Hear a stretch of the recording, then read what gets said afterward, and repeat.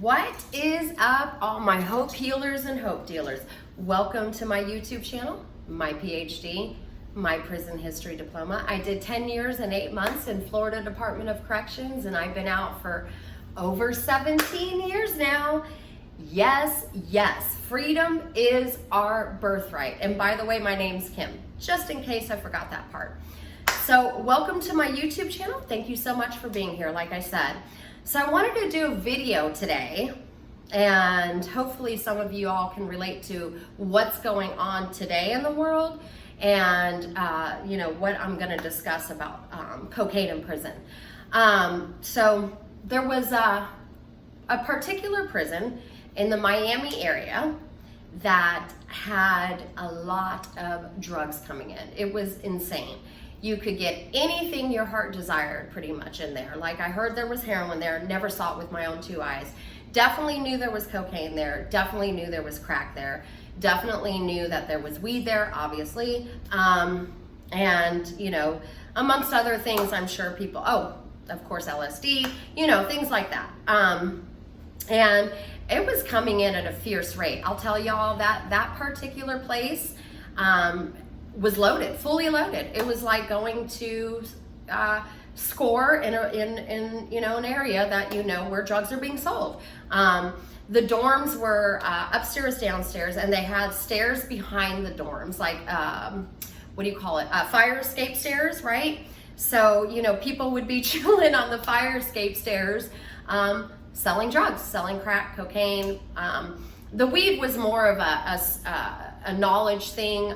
That was more, the crack and the cocaine and the harder drugs were more of a service where like one or two people hung out behind the dorms to serve their clients, so to speak, right? We all knew that it was coming in through the correctional officers. Don't know who it was, don't really care. It wasn't my forte, nor was it any of my business. I didn't care where it was coming from. I just knew it was coming, right? Into the prison. And typically who is on it and who's not. It's kind of obvious. And one of my homegirl's girlfriends was actually somebody that sold both the powder and the crack. And so I mean, this particular place in Miami, bonkers. Shit's going down, fights every day, I mean, it's just pure chaos, to be honest. Maybe more like controlled chaos. I do have to be transparent about that. It was chaotic when you knew what was going on, but it was very controlled chaos, meaning like if fights happened, it was something, if it was behind drugs, it wasn't something that was spoken about. They just went to solitary confinement. People paid their debts. I mean, and you would see the people on one, so to speak, and you just ignored them, right? It was a big place. You could ignore people. It was very simple. But there was a particular person I have a story about. So I'm not going to say her name because I'm praying and hoping that she changed her life today. But back then, during the incarceration, so I had been there for like over a year, and I hadn't had any disciplinaries. So I decided, you know what, this place is just a lot to deal with. Wanted a more of a low key. My sentence was getting shorter and shorter. It was getting closer and closer to me going home. So, when you don't have disciplinaries and you've been somewhere for a year and your sentence is getting shorter, meaning that your custody drops. So my custody dropped from maximum to medium. I could go to a minimum medium prison. So I put in to get out of there, got shipped, but stayed in touch with a good friend of mine whose girlfriend happened to be one of the big dealers there. And so we stayed in touch via telephone through one of her pen pals, and this is how I got this story. So there's this chick that was at that particular prison in Miami, and she had decided to develop a habit like she was on the streets, which was beneficial for the dealers, right? And she was able to typically pay her debts. And I mean, she was just on one, boom, boom, boom. She was a regular customer, so to speak. And this girl ended up accumulating a debt that she could not cover in the timely manner that it needed to be covered. And she was given a deadline. And she decided, instead of like, you know, kicking it into gear and potentially putting the drug down and accumulating the finances to pay her debt, she decided the better route for her was to snitch on everybody.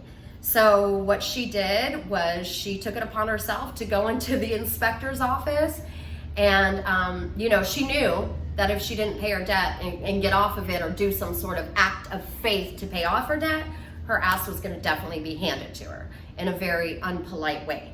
So what she did was she goes to the inspector's office. And let me tell you, inmate.com is probably better than Google, y'all, with information that travels.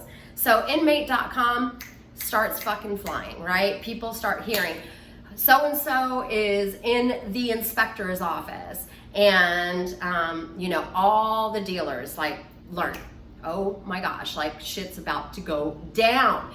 And homegirl snitches on everybody. I mean, and let me tell you, she wanted to get shipped. And from the way that the story was brought to me from my homegirl that was still there, the inspector, she gave one name, the person that she was in debt to, which was my friend's girlfriend that was selling it, she was in debt to. The inspector said, okay, well, that's good information. I'm going to shake that person down, but it's not enough to get you shipped. And I mean, she just kept giving name after name after name. And it got to a point of like, she snitched on 8 to 10 people. And they went into, so she's in there snitching. Inmate.com is running, you know, rampant with the information.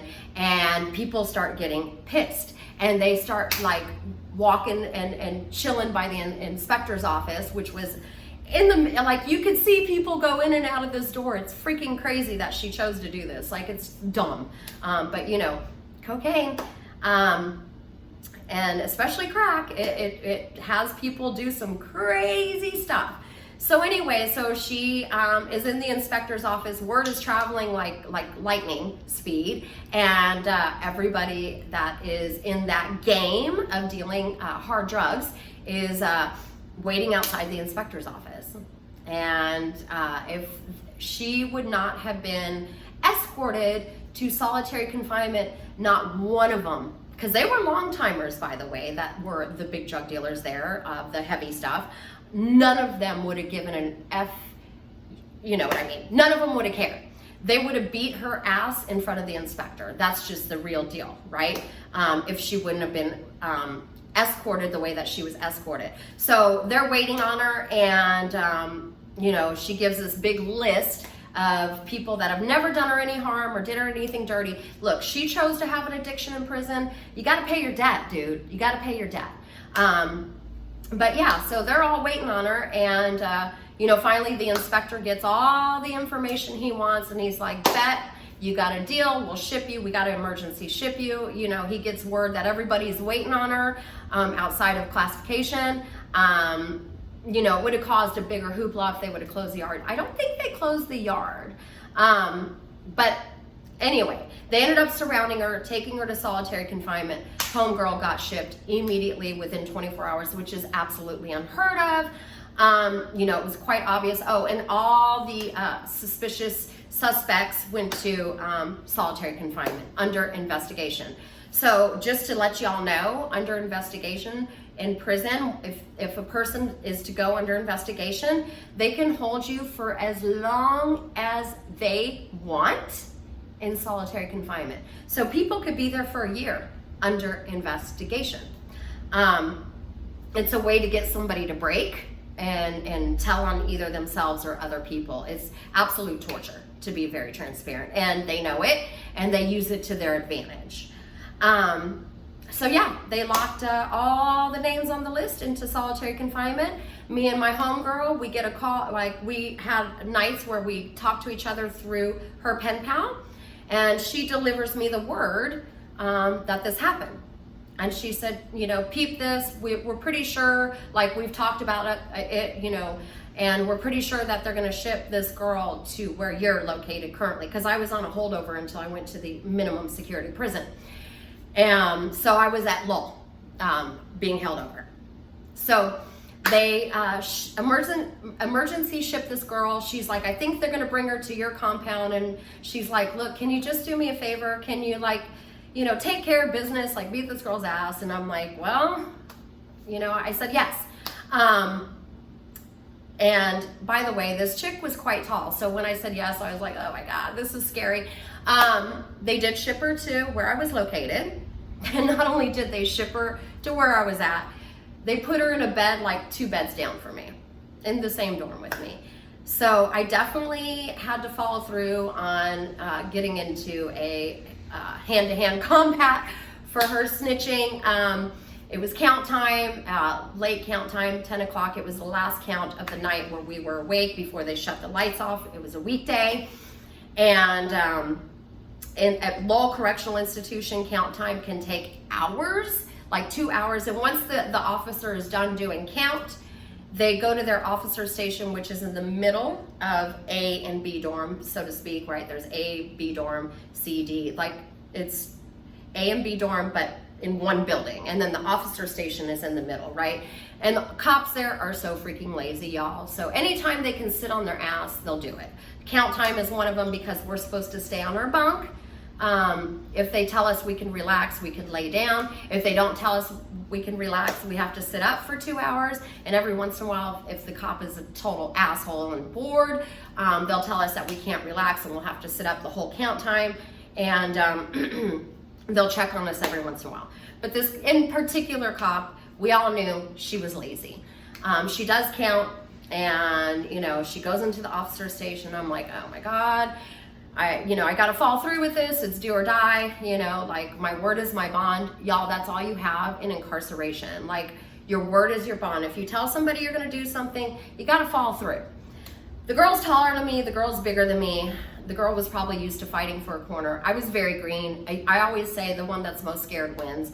I didn't in particular think I was the greatest, chingazos, fist fighter, right? But, I'm gonna do what I gotta do, right? I'm sticking up for a homegirl. And nobody likes a snitch in incarceration, just so y'all know. Not even the cops, by the way. The cops say if they're willing to snitch on an inmate, what the fuck are they gonna do to me? So nobody in incarceration likes a snitch, just to put that out there. So anyway, cops in the cop station, and I step up and I go to her bunk and rip her off, and we just take her off her bunk in an aggressive manner, and we just start going for it. Y'all, the girl was bigger than me. She got me down. I crashed into the lockers behind me. She got me down, and we're going at it, and I was getting pummeled pretty well. She was very good at fighting. What saved my ass is I was on top of the lockers and she was going at it, and I grabbed a lock, and there was a locker that happened to be open, unlocked, and I got that lock off, and I just started swinging with the lock, and everybody started screaming, she's got a lock, she's got a lock. And everybody dispersed. It was done, it was over with. I did what I said I was gonna do, and me and that person never spoke again. As a matter of fact, 2 days later, she got moved into another dorm. I don't know if it's because she said something about me, but the police never approached me. And that was that, and that's how you handled business in there, right? It was like, and nobody snitched on us either. Like, everybody knew what the dealio was, pretty much, inmate.com, right? They all knew she was a snitch, and they all knew why I was stepping up like that. And nobody told. And at the end of the day, dude, me and this homegirl, we passed each other, later on in life, and or later on the next few days until I got shipped to the minimum security prison. And there wasn't any beef. Simple dimple. Handled. She knows she did wrong. The people never got their money, and they were in solitary confinement at the Miami prison for about 4 to 5 months. And the reason why I wanted to do this video is because I'm watching this whole thing play out with Hunter Biden and him trying to use as a defense that he's an addict, and oh my God, it's so sad, and it's a disease. And yes, addiction is a disease. I'm absolutely in agreement. But it isn't for anybody that's incarcerated that went to prison for their addiction disease, their defense, nor should it be anybody else's. We all play on the same playing field. I know it's called justice, and that means just for us, not for them. But y'all, we put our pants on the same way, one leg at a time. So his crimes and his addiction is not an excuse. Like, your addiction is not an excuse. Plus, I haven't heard anything about the homeboy going to recovery and showing any type of real remorse. To me, it looks like he's sad that he got caught, you know? And here's the other thing that is my point, is people that, so there's your snorters, okay? Nothing is better than anything else, but I will say the crack people will do anything and everything to get their hands on the next hit.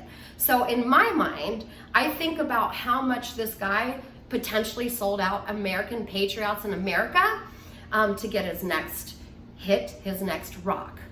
You know, if addiction is a defense, then you know what? The U.S. needs to release over 10,000 people because a lot of people that are incarcerated would not commit the crimes that they did without the disease of addiction being in their life. And let me tell you, I've met a lot of people, including myself. I snorted cocaine before I went to prison, that's in recovery, and we have earned the right. I have done a living amends, and meaning that every day I do things to show my place in life. You know, paying off my house, working really hard, taking care of my body, making these videos, so hoping I can reach one person before they become incarcerated and tell them, you know, like, please heal. There's nothing that warrants incarceration. There's nothing worth committing crimes over, y'all.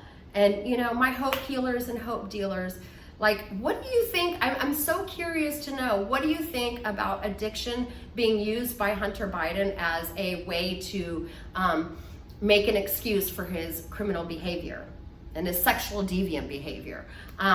Is it an excuse? Or do y'all think that it should be used as a defense? And if that's the case, do you think people should possibly get pardoned that's incarcerated today because they were on it, on their drug of choice, and they wouldn't have committed that crime without an addiction issue being in their life? I mean, this is a lot to ponder, you know. And at the end of the day, my hope healers and hope dealers, I'm here because I want to show people that incarcerated people can change their lives. And, you know, at one time I was absolutely a shit show. I could burn my life to the ground with, you know, one little move and not think twice about it, because I didn't know how to live. I ran away from home at 15. If y'all watched videos back, you'll see what happened to me at the age of 14 with a teacher that sexually assaulted me. I ended up running away from home. I ended up running away from my feelings, and I met up with adults that had introduced me to snorting cocaine, and I thought, this is the best way to live. Like, oh my God, it's taking away all my problems, and all it was doing was giving me wings to fly, and then it took away the sky, y'all. And today I get to say that I don't live my life like that, and I keep making a living amends. And part of me doing this YouTube channel is my way of giving back. Because right now, at this very moment, there are thousands of people that are in active addiction and they think they can't get out. And I'm here to tell you that lie is not true. If I could come out a better person, anybody can, y'all. And it's a miracle, and it's a life that I would love to give to other people through osmosis. Every person is worth it. You are worthy of a better life if you're in active addiction right now. And, you know, the main person I'm thinking about right now is a gentleman by the name of Jess, who's in Arizona. He's always in my prayers, and I pray that he comes home soon and gets to get into recovery and gets to live the life of miracles, not only for him, but for anybody else that's watching this video right now. If you're going through something and it seems really hard, just think about how you can take the next step to get yourself into a better position in life. Nobody's stuck anywhere. I proved that through my own way of living. I was not stuck in addiction. I did not become stuck in this convicted felon mentality. Instead, I worked my ass off to beat those things and become a better person. And it takes work, but it was worth every step. And still today, I work so very hard to become a better person. I am far from perfect, but I can guarantee who I am today is a lot different. When I think about that girl that was incarcerated back then, that stepped up and had to fight a girl for snitching, it's not who I am today. So that's why I'm okay making these videos, because I'm so far removed from that person that I was.